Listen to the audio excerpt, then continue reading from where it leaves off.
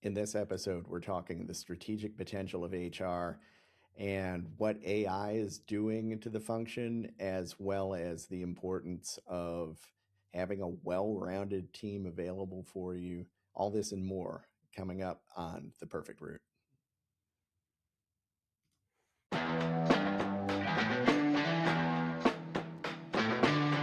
Welcome to the show.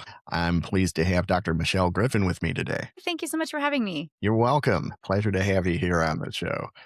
Could you introduce yourself and tell us a little bit about what's been going on? Of course. Thank you. I am Dr. Michelle Griffin. I own and operate Griffin Resources, which is an HR outsourcing firm. So I pretty much designed a large HR department, and then we fraction out their time to support small to mid-sized businesses.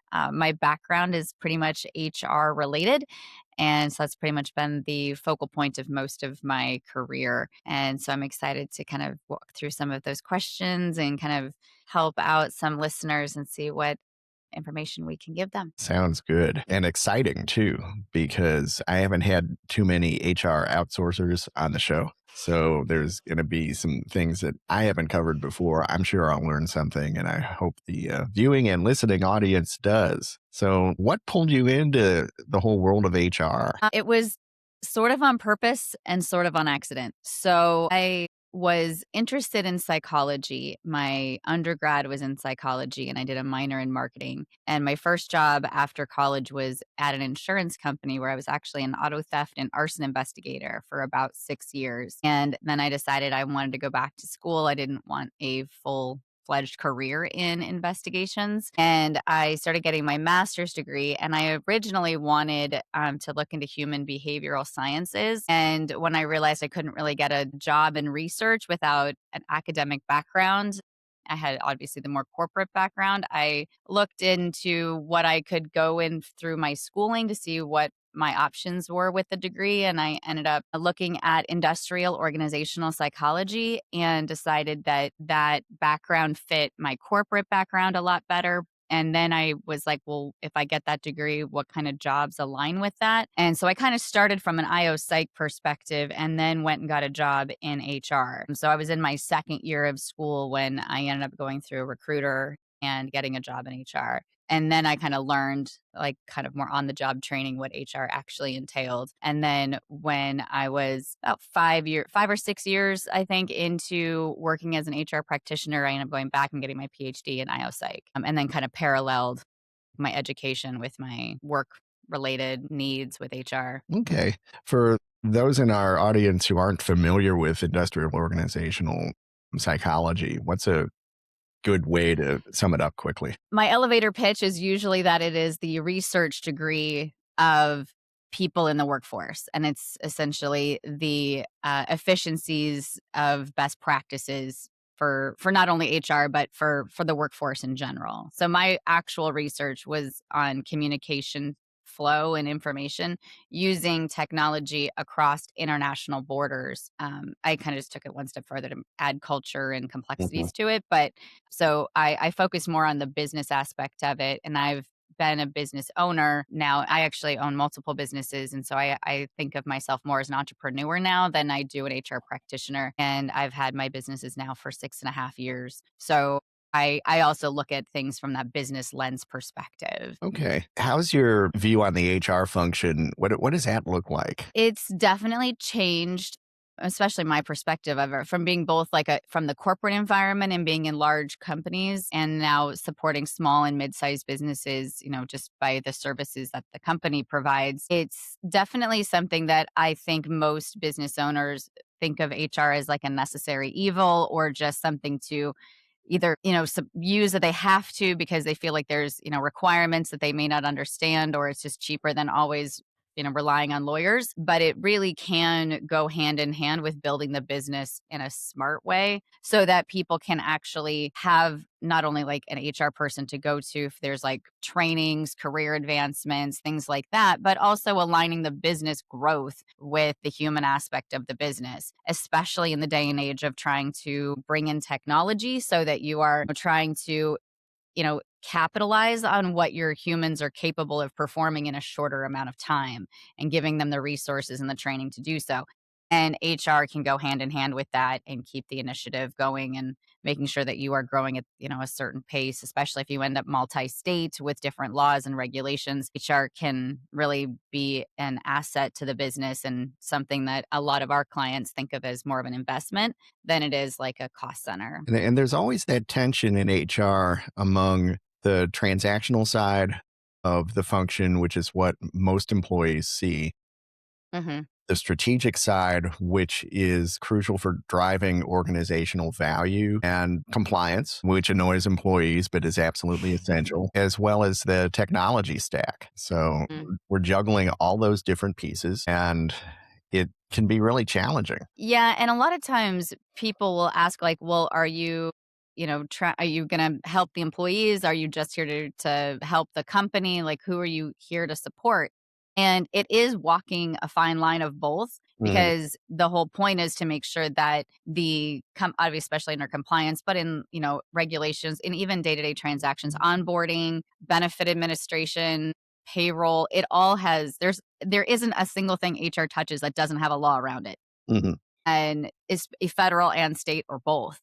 And so it's really important that the company is protected so that they're conducting business properly and is, under regulations as best as possible. And then that the employees are also treated properly as well. So if you can't just obviously mistreat people. And so you have to defend the employees as well. You can't, there's really no way around it. So mhm. it's really important that, a good HR person obviously knows how to do both and then make sure that everyone is really on the same page. And it's really hard when there's disputes or behavioral issues, performance issues, and making sure that, you kind of work in a way that is going to help those situations, document everything properly, protect the organization and protect the employee. It juggles everything. Yeah, it's that 20% of the work that takes up so much time.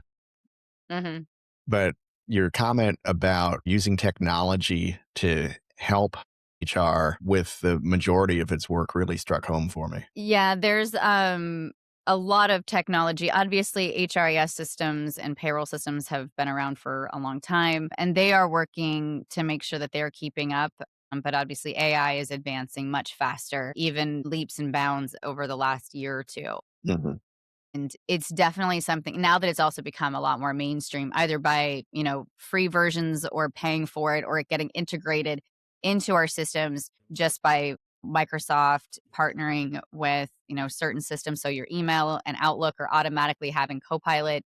There's certain, there's note takers that a lot of people are using. So it's kind of getting integrated in certain ways that we are allowing and then trying, if they're not allowed and things like that. So we're also cautious about that with it being in meetings and also what's considered confidential, what's allowed to be there, what's not allowed to be there, working with the legal system as well to make sure that we're protecting rights and things like that too. So there's not we're progressing faster than I think some of the laws even know what mhm, to do with. And we're trying to like make sure that everyone is able to do their jobs, capable of doing their jobs, but the tech isn't doing their job for them because some of mhm. it's there and some of it's not reliable, and things like that. Obviously, there's the whole notion that AI will make things up and it'll hallucinate and it'll just, or it'll cite work, but it won't cite it correctly. It will not interpret it correctly. So, and then people are just passing it off as, almost like plagiarism. It's passing off as their own work without checking it or doing the work behind it. So those are all kind of issues that I think are happening on a regular basis. And people are just using AI, let's say ChatGPT, for example, and they'll enter company proprietary information into the chat and Mhm. they'll name names of people that work there. They'll do project names, company names, addresses, pay information. They'll just enter the information and use the, prompts to try to get it to get obviously output of information. But ChatGPT owns that data. Right. And we've been cautioned that if you were to go back and later ask it, if it knows that data from someone else's data pool, it can put that data in your information. And so competitors or other information can technically be leaked that way. And so we're starting to have to create policies and procedures around protecting company IP because of that too. Yeah, that leakage is a big concern. On my side, I'm careful to use my own instances of AI Mhm. precisely for that reason. Um, as a business coach, I don't want information leaking out, whether it's Mhm.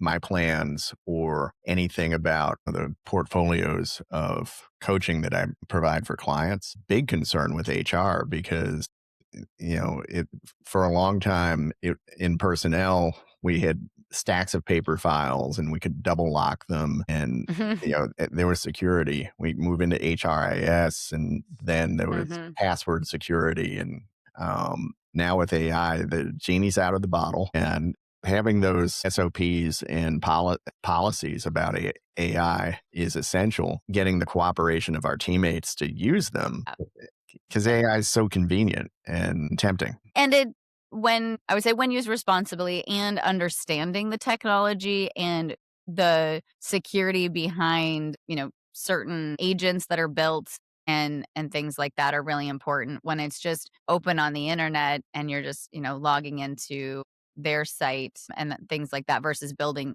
an internal agent.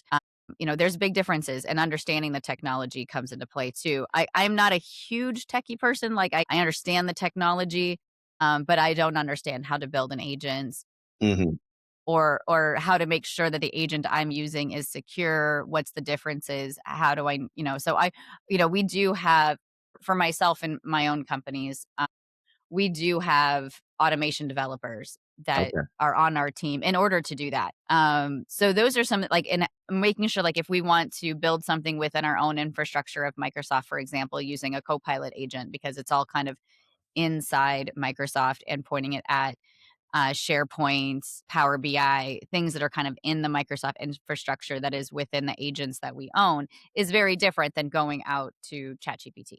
Now, how and why those are more secure or how you start to, make sure that the information is secure, I honestly don't know. But obviously there's cybersecurity, IT support systems and structures and things like that. And I think companies definitely should be using those resources just as important as that they use corporate lawyers and, HR. They're going to need to make sure that they're protecting themselves before they end up in some kind of a breach issue or a hack issue or something like that too. Mhm. Yeah, it I teach information systems as I'm still a business professor, and one of the things I remind the IT students in my classes is that, IT in HR is a great opportunity. There just never seem to be enough people who are interested in engaging in that work. Mhm. It's some people think it's not as flashy or exciting as working in enterprise IT or cybersecurity, but it's absolutely essential. Yeah, there's a lot of data that's available to HR, and being able to use that data and interpret it. That I think also is the difference between the different levels of HR practitioners and those that can move up to the leadership ranks and know the language of the C-suite and what they're looking for and what is important to them. So metrics is, something that, Bill and we've talked about recently too. And Mhm, on, some of the if you have all of this data at your fingertips, what do you do with it? And what do you, try to pull out of that and what's going to be important to driving the business? And one of the things that when I was at a tech company that I was surprised to see the CEO using was revenue per head and, making sure that it was obviously the revenue of different companies that we were acquiring versus how many employees there were. If the company was running lean and successfully versus, just throwing people at the problem and being, really overhead, kind of just swamped down with the cost of the overhead. And that also kind of showed what budgets were available and things like that. So I actually took that with me when I went to my next corporate job, which was actually at a residential construction company. And it was the first time they'd seen that metric. And because that I was at a private developer, but all of their competitors were public. And so I was able to pull revenue and overhead counts and kind of generate that against their competitors so that they could see if they were running lean and if it was something that we were over or under as compared to competitors. And having so much data at your fingertips, knowing how to interpret it and knowing what to do with it is important too. I also think that's probably a good way to use AI is to kind of ask information about what's important, what can you do with this data, how do you interpret the data, and kind of almost teaching yourself to use it. Same kind of thing like I would assume you'd cover in your classes, like, and unless you go back to college, like you have kind of a limited resource of just kind of having a professor to be like, what do I do with this data? Yeah, and that's a really good point about using AI to get benchmarks for there's some important KPIs and best practices. And I don't know that organizations leverage that capability as much as they should. Hmm. There's always the temptation to lean in to tried and true metrics.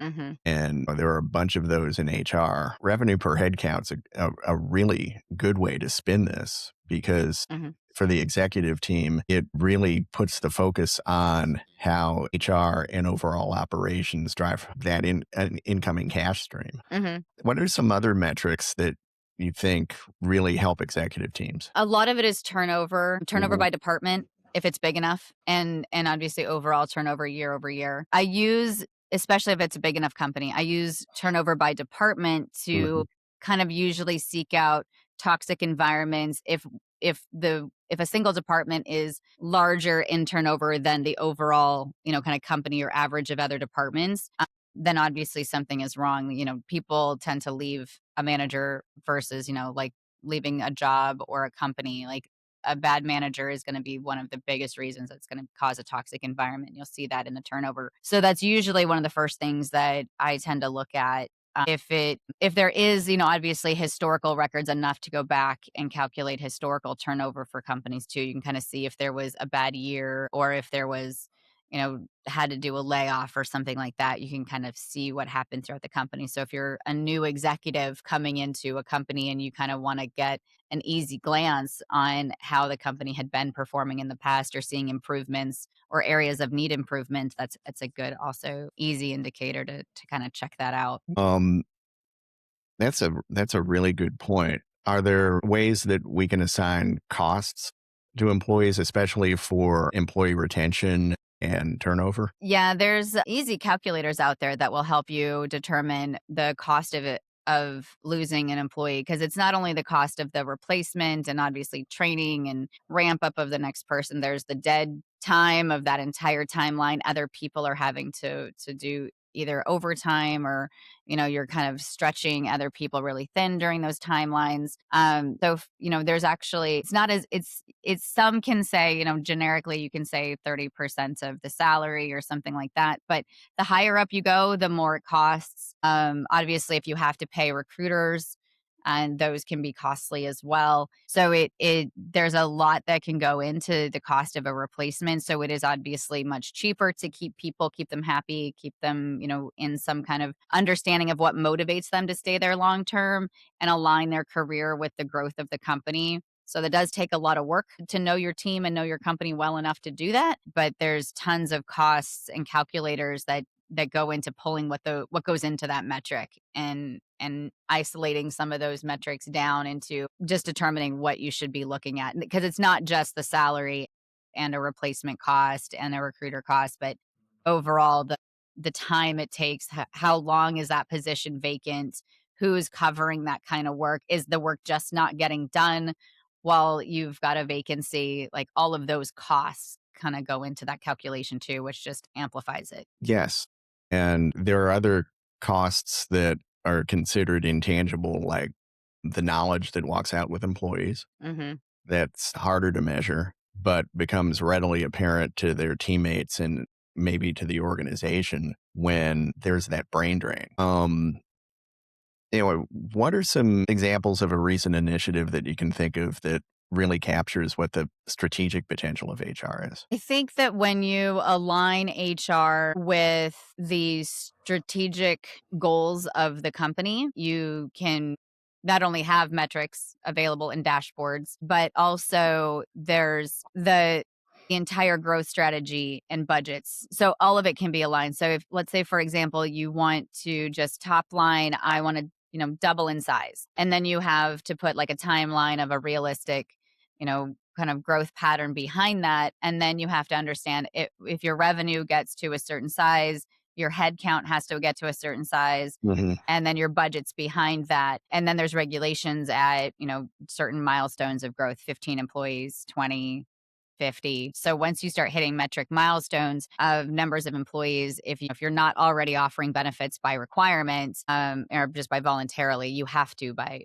50. And if there's certain, and at that point you have to do unpaid leave of absences and FMLA. And so as soon, let's say, if you decided your revenue has to balloon to get to whatever growth that you would like, then your head count. And so if you leave HR in the dark, for example, and you just go after these growth patterns, all of a sudden you're going to have, either by natural growth, by attrition, by acquisition, you're going to end up, if you end up in a larger employment count, then you have regulations that you have to abide by. And it may not be something you calculated in your budget to give 12 weeks of unpaid leave off, but now you're required to. Yeah. So there's, and then obviously there's the, if you end up deciding to go into multi-state, and depending on if you're selling goods and services, and depending on what you're doing, you end up with, obviously required sales tax in different states. And then you have, to deal with nexus of those sales taxes. And there's certain issues that, if you just kind of start hiring people in other states that you do not have sales tax in, just because you have an employee there, you now have to. Hmm. And so that happened in multiple times when, if I was at a company selling hardware, we had someone that the sales manager was like, oh, they moved to whatever state, and we let them. And HR had no idea. And so we got an address change request after they moved. And I was like, we don't have payroll tax there. We don't have sales tax there. We don't have anything there. And so it's like people would just hire people or let people move. And if you don't align anything with HR, there's tons of problems. So taking HR with the company, with that growth strategy, it obviously can prepare for those situations. You can add what's known in your goals and your structures and your budgets. And if otherwise, you just have all of these unknowns if you just kind of go straight ahead. And those are very specific examples. But the idea would be, strategically, you can add all of that into the growth structure along the way. And the strategic issues are really important for me because with company growth and the proliferation of remote employees, that just, at least to me, puts more pressure on HR to Mhm. support and maintain compliance. And with a digital workforce, that's happening a lot more, especially during COVID. We saw that a lot with small businesses, like they'd have 15 employees, but be in like 7 states. And, because during COVID, everyone, didn't know how long that was going to last. They're like, well, if I can hire anyone anywhere in the country, I can go hire the best person. And, they just would do national wide scope of searching for people and then end up, hiring people in other states. And so all of a sudden, we've got a company in Ohio hiring somebody in California. And I'm like, that's fun. Hmm. Yes. And so, all of a sudden you've got all these regulations for this one person and they have no idea. I mean, everything to your time off policies, your time and attendance policies, nothing aligns. And, so it's not easy to just decide to go into other states. No, And- it's not. It seems like a straightforward decision for a supervisor or an executive who has to okay it. But without that Mhm. communication loop with HR, troubles abound. I had a friend of mine and also a client reach out because she has a small team, 5, 6 people. And, she was kind of getting by on her own, started asking for help because she does have growth needs and she's realizing she doesn't need or really have the expertise to do it herself. So she's like, can you guys really help us out? And then in the middle of us kind of just starting to figure out where they need us, one person moves to New York. Oh boy. And then all of a sudden, we've set everything up. We've got all of the taxes and everything. And then the person gets their first paycheck from New York. And now she's got more taxes than she had before. And she's like, yeah. And we have to match it as a company. Like, we're not happy you're there either. Mhm. So I don't think that person's gonna stay there very long, but it was one of those things that it was, it's like now that you see it in hindsight, it's like not the best place for your paycheck, all of these extra taxes and things like that for that person too. So now that we've got it all set up, they're gonna leave or they're gonna leave and go back. So Okay. yeah. Okay. That's interesting. Yeah, it's like, great, thanks. We just fixed it. Yeah. Let's talk a little bit about leadership since that's come up quite a bit in our discussion in terms of, steering organizational strategy as well as culture. What are some important leadership capabilities that companies are trying to build right I could ask a lot about culture. I usually tell people to be intentional about their culture, but it's such a broad word that it's hard to like narrow that down. I think it's important for the leadership people and team to know what type of leader they want to be. I think it just as a psychologist, there's tons of research, and I had to write tons of papers on different leadership styles and the whole debate on whether someone is born a leader or if there's natural types of leaders and personality types, or if it's something you learn and adjust to and grow to and things like that. We have a leadership coach on our team specifically for that answer or growth strategy and being able to guide leaders and new leaders. A lot of what we see is people get promoted to be a leader because they were good at their job, now? and it has nothing to do with being good at leading people to do the job just as well as they did when they did the job. So we often have one-on-one like leadership coaching sessions that our Mhm. coaches used for just to make sure that they are able to grow into either the leader that the company expects them to be or a leader that they choose to be. And oftentimes that includes emotional intelligence and conversational skills, listening skills, and you kind of end up in this whole other world of just different, especially if you want to be a certain type of leader that helps others grow versus, kind of dictating what they do to task over task to get their task done versus helping someone have autonomy to do the work themselves. So when it comes to which type of leader you want to be or the type of leaders you want in your organization, that will also just naturally dictate your culture. So if you end up with someone that, is really toxic, doesn't care about people, doesn't want to approve time off, doesn't care why people need time, really don't help them make a work life balance and really just want them to get the work done, things like that. Like you are building a culture just in that right versus, if it's and that's why I think we're seeing a lot of turnover in the younger generation. They'll just leave versus put up with it.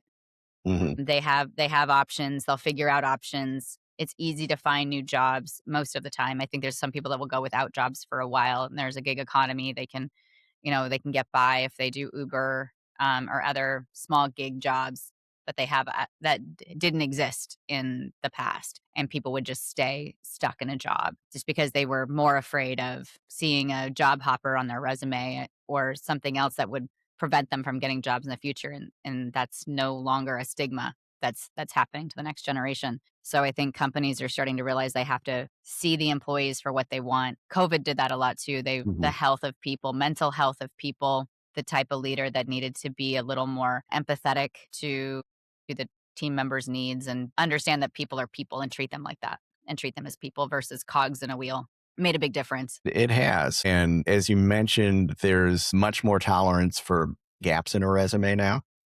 Mhm. There, there's a recognition that, especially the Gen Z group is less tied to the idea of long-term employment with an organization and identifies more with quality, especially in their own lives. Yeah, and the motivation for why people stay is changing. It used Mhm. to be, benefits and pension and, loyalty or, all of that was tied into the purpose. And slowly the benefits went away. Benefits are expensive, pensions are gone. Like there's not the same motivations to stay. So if that's gone, why stay? And there has to be something else to drive loyalty, whether it be the good culture or the people that you work with, you enjoy the work, that kind of thing. There's something that will bring you back, versus it's like I'll go get this somewhere else, or I'll the quiet quitting where it's like they'll just do the job to do the job they were hired. They're not going to go and they're not going to go above and beyond. They're not going to help out team members, things like that. Companies have to figure out what motivates people. and gets them excited about being engaged in the work and thinking about more about the long term. You know, gig jobs are tempting, but then that person starts to have to replace benefits like health insurance on their own, and Right. that can be a real shocker. Hmm. I see fewer people saving for retirement now. I actually see more posts from people just resigning themselves to the idea of never retiring, Hmm. especially with the millennials. That seems to be a big shift. Yeah, I was surprised. I mean, not that, even with amongst family members, it's not like you really talk about that either. But I actually recently asked my sister if she had a 401k, and I was surprised to learn she didn't. She's 1 year older than me. Hmm. And I've been contributing to my 401k since I had the opportunity in my 20s, and I've always contributed to my 401k. And so my husband and I actually watch our retirement. Like, we know how much is in there. We know how much is in our IRAs and our savings and whole life insurance and things like that. So we've been working with financial planners a long time and prepared ourselves to kind of like set those goals. And my parents, they didn't have, I mean, my dad was a business owner, but never set himself up for retirement. And so they get by with like Social Security. But even my husband and I last night were talking about the fact that we don't anticipate relying on Social Security. Oh no. And it's not part of our retirement plan because I don't think it's going to be there. Yeah. Yeah. There's a very good chance it won't be. And so that's important for companies, I think, to offer 401k and educate people what it's there for and, provide financial wellness as well as, other benefits. I've had business owners ask me if they should use their 401k as an incentive to stay. Like, you can make vesting schedules that can do that, which sometimes that's a way to do it. Even when I was younger, I didn't even realize I had a vesting schedule, but it was with the insurance company, and by the time I left, it was a 5-year vesting schedule. So it was like certain percentages year over year. So by the time I did leave, I had my 100% vesting to keep my 401k, but I didn't know that, and it's not something I knew of as a reason to stay at the company at all. But so I once I left, I didn't even realize if I had left any earlier, I wouldn't have been able to keep it. So now, as part of HR, when we're onboarding people, I educate people on the vesting schedule and let them know the money that's matched may not be theirs to keep unless they hit that vesting schedule. Because they see the money go in, they see the match, but they don't Mhm. realize that match just drops back off if they haven't hit that vesting schedule. Yeah, that's a really good point. And there is a fair amount of education that goes along with the HR function, as you pointed out, Hmm. not only about the value of the benefits that a company provides, but what can people do in concert with the organization to be better off later on in life. I think it's interesting if people look at, let's say, a job that they want, a career path that they want, if they look at the job description of that future job and look at the Mhm, requirements and qualifications of that, and then make sure that they're on the right track to meet those qualifications. So if there's certain certifications, that's an easy one. You can easily study and obtain a certification. That's not that doing that is easy. It's an easy path to understand that that's the qualification. I will mhm, clarify.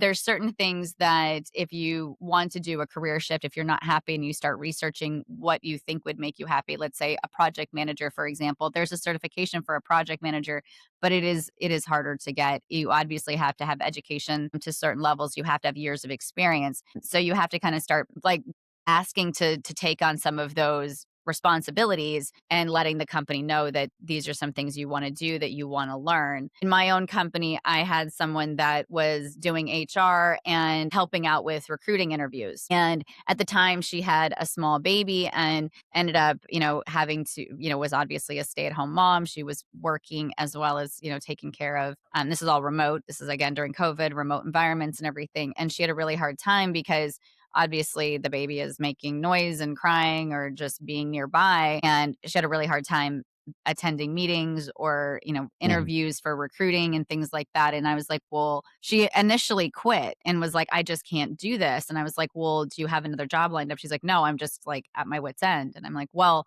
let's just take you off the phones. And what do you like? And she was like, well, I like numbers. I'm thinking about, doing something that's going to help my career that way. Maybe I'll go back to school and look at accounting. And I was like, how about we put you in payroll? I was like, you might have to be in a couple meetings that with trainings, but for the most part, that's just something on the back end, and you'll learn numbers. And she ended up getting sort of payroll certifications, and now she's the payroll team lead on my company. But she's been with me for like, I think 5 years now. And now our baby's grown in kindergarten, so now it doesn't matter. But Mhm.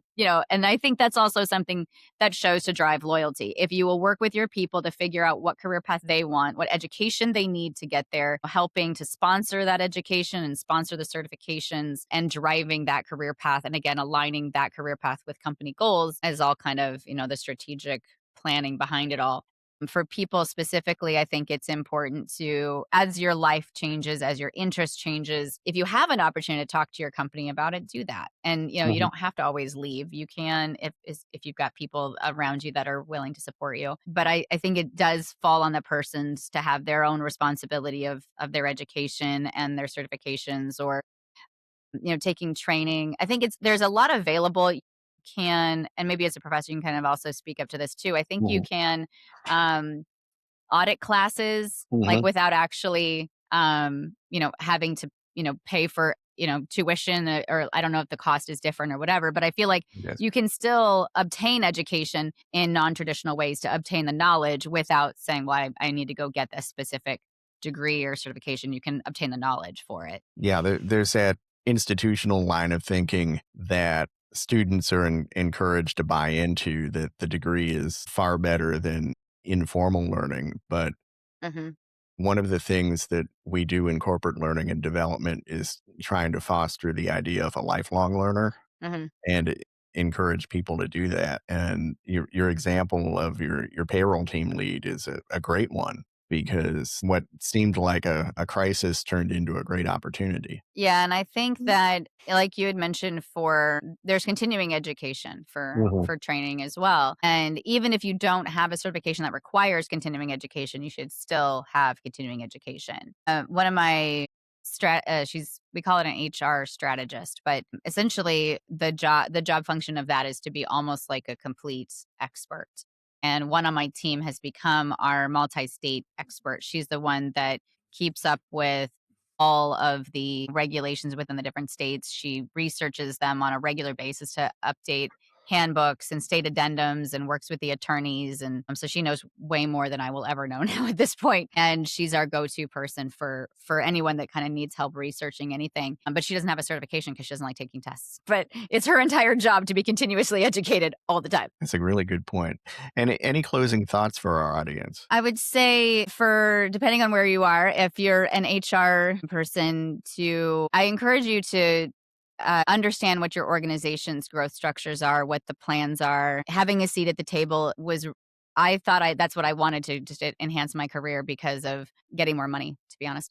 But it Mhm. also changed my way of thinking. A doctorate will do that to you too. Right. Kind of just telling an HR person to understand what the C-suite is looking at is easier said than done.